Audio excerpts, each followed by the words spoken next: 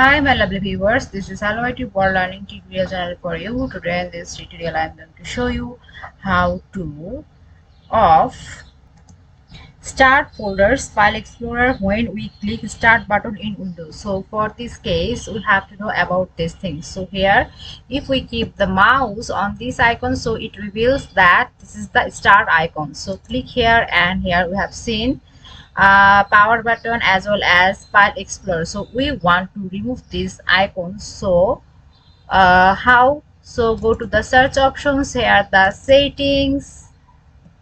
In this setting personalization, here the start option. In below side folders, these folders appear on start next to the power button. So click here. See, in here this is the on, that's why we can see it clearly the icon. So if we off this, now we can't able to see this icon as because we have off it. So in this way we can do this thing. So thank you so much for watching this video. Please subscribe this channel. Hopefully this tutorial will help you so much.